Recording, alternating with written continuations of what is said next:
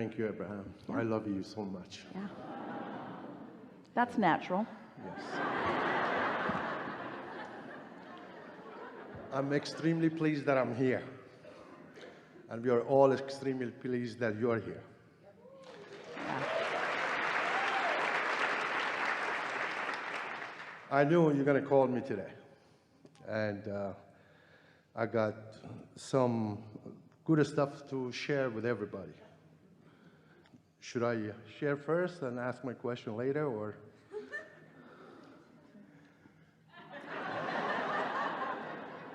What do you think is most likely to bring us all to a place we have not been before?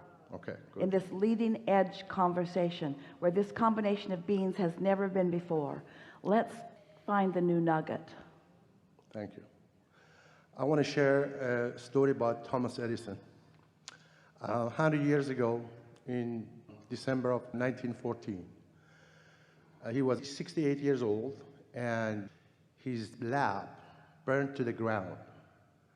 That lab, that was everything he had. It was like, at the time, it was worth $7 billion. He didn't have any insurance. Overnight, he lost everything. Except his vibrational prowess. Absolutely. Except his point of attraction. Exactly. He was very well known to be extremely optimistic. Really? In unconditional joy. So at the night of the fire department called his son because they knew that there is no hope that they're going to do anything there. So they called him and told him to inform his dad the next morning that he lost everything. So he rushed to the site of the lab, and he was very upset. And then he saw his father, Thomas Edison, sitting on a chair, enjoying the flames. And he couldn't approach him. Then Thomas Edison saw him and asked him to come. He said, "Wow, these are beautiful flames. Nobody has seen a fire like this." And his son said, "Dad, are you okay? My whole body is shaking." He said, "I'm okay. There's nothing we can do. The fire department is doing its best. We think about it tomorrow. But now look at these flames. They are beautiful. Wow, that's blue. That must be oxygen. Wow, that's purple. That must be sulfur. You know what? Go get your mom and her friends too. They should have missed this." The next day, New York Times and other newspapers came, and he said, "All my mistakes burned in fire. And there is a great value in loss."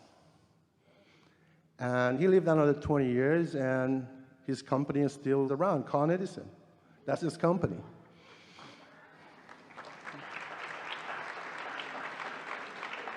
Well, what he knew that his son didn't know at that time is that his beingness, what he had amassed was knowledge. What he had amassed, and we would use different words than he would use knowledge, what he had amassed was a vibrational point of attraction.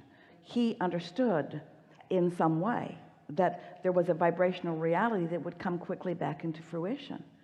The physical manifestation is a temporary thing. The vibrational state of being is an eternal thing. Absolutely. Yes. Yes. So he was a master. He knew what's happening in the world. Another thing we have some questions. Do you think that he was always and only optimistic? In other words, you were all born that way. And some of you at early ages get talked out of it by pessimism around you.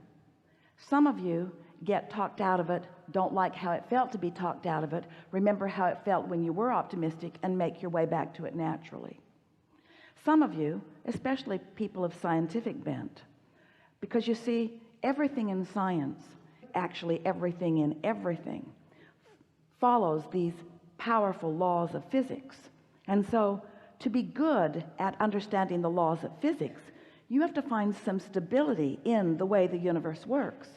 And so through his trials and errors, as some would call it, through his experimentation, he learned what worked. And in the same way that he learned what worked in terms of chemistry or mathematics or science. He also learned what worked in terms of emotions.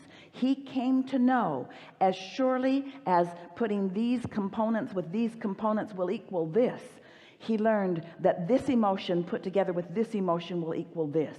He learned through life what optimism would bring him. He learned to thrive on clarity. Clarity and alignment are the same thing. Split energy and clarity are opposite things, you see. And so in the same way that he was a scientist who learned through doing, that's what we're asking all of you to do. We're asking you to put yourselves in touch with your emotions so that you can discover your clarity in the way that he did. Yes. Yes, I was going to say that observe what worked and what did not work. Yeah. And anything other than joy is not going to work. And why? If you can get this emotional component in place and begin to notice when things are working how you felt or feel, and when things aren't working how you felt or feel, and then just start doing the work. We'll talk about it more as we're moving through this day, how to soften the resistance and how to increase the allowance.